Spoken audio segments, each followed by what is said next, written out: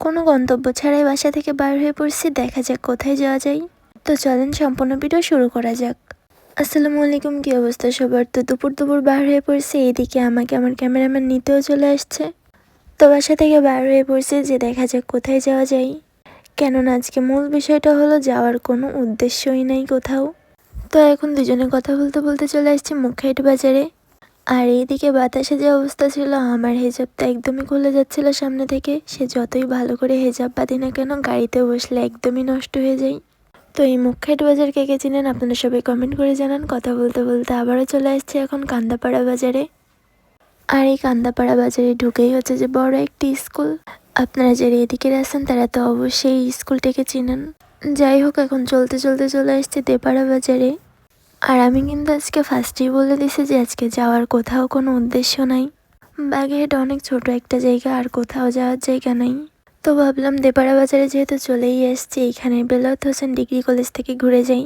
তো এখন চলে আসছি সেই কলেজটার সামনে। যেহেতু শুক্রবার ছিল সেহেতু কলেজটা বন্ধ ছিল, তাই এখানে আর বেশি সময় না দাঁড়ায় আবার রওনা হয়ে পড়ছি। একদম গ্রামের ভিতর থেকে ছোট রাস্তা ধরেই চলে যাচ্ছি এখন। আসলে কোথায় যাচ্ছি সেটা আমরা নিজেরাও জানি না। আর আপনাদেরকে তো আমি সবসময় বলি যে কোথাও কোনো ভালো ভিডিও বানানোর প্লেস থাকলে আপনারা অবশ্যই সবাই আমাকে জানাবেন, কিন্তু আপনারা কোনো জায়গার নামই বলেন না। তাই তো বার হয়ে পড়ছি যে আজকে স্কুটি যেদিকে যাবে সেদিকেই আমি যাইব। জায়গাটার নাম আমি জানি না, তারপর এখানে দাঁড়িয়ে পড়ছি। তো যাওয়ার পথে দেখলাম যে খুব সুন্দর একটা জায়গা, একদম ফাঁকা রাস্তা, গাড়ি ঘোড়াও তেমন একটা নাই, যার জন্য এখানে দাঁড়ায় পড়ে ভিডিও পিক তুললাম কিছু। তো যাইতে যেতে কচুয়ার ভিতর থেকে চলে আসছি। আর এই হচ্ছে যে মগিয়ার সেই শিব ও কালী মন্দিরটা। এখানে ভিডিওতে আপনারা দেখছেনই যে আমি অনেকবার করছি।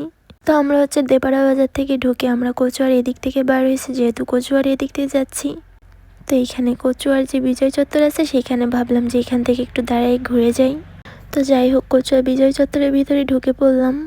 আর এইখানে ভিডিও আমার অনেকবার করা হয়ে গেছে, তাই এখানে দেখার আর কোনো কিছুই নেই আমার কাছে। তো এখানে যে ছোট ব্রিজের মতো করা, তো ভাবলাম আজকে ওপারে যাইবো।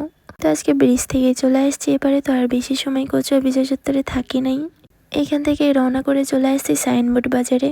তবে আমার মনে হইতেছিল যে রাস্তাঘাটে একটু গাড়ির সংখ্যা অনেক কমই ছিল।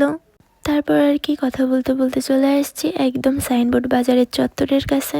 আর এইখানে নাকি বিকালের দিকে অনেক দোকানপাট বসে। তো সেইখানেই চলে আসছি। এখানে আসার পর একটা ভাইয়ের সাথে আবার দেখা হয়েছিল, সে নাকি আমাদের ভিডিও কন্টিনিউ দেখে। যাই হোক, তার সাথে কিছু সময় কথা বলার পর এখান থেকে খাওয়া দাওয়া করে আবার এখান থেকে রওনা হয়ে পড়ছি বাগেরহাটের দিকে। তবে সত্যি কথা বলতে আজকে আমার কোথাও কোনো জায়গায় যাওয়ার কোনো উদ্দেশ্য ছিল না, যার জন্য আমি বাসা থেকে বার হয়ে মুনিগঞ্জ ব্রিজটা ঘুরে একদম